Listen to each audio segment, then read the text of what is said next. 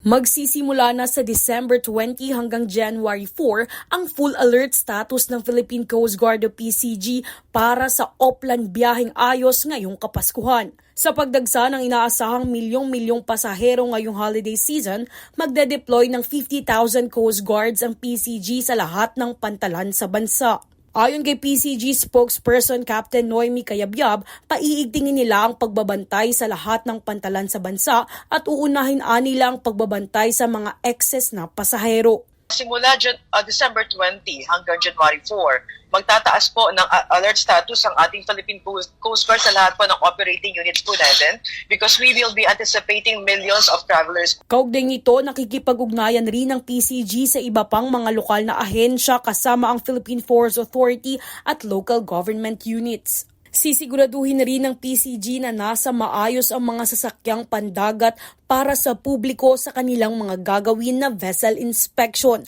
upang mapanatili ang kaligtasan ng mga pasaherong uuwi sa kani-kanilang probinsya. Sa kabilang banda, maglalagay rin ng PCG ng malasakit health desk sa mga pantalan kasama ang mga medical teams kung sakali umano na magkaroon ng mga emergency medical assistance sa mga pasahero.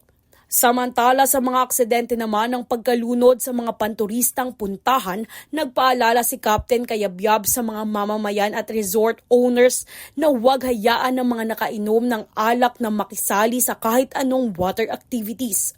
Paalala sa ating mga kababayan at yung mga beach owners po na i-remind po palagi ang kanilang mga guests na pag ito po ay nakainom ay not to engage in any water activities, yung mga paglangoy po. Kasi yan po ang reasons minsan po ng ating mga insidente. Jovi Rodriguez, nag-uulat para sa Golden Nation Network.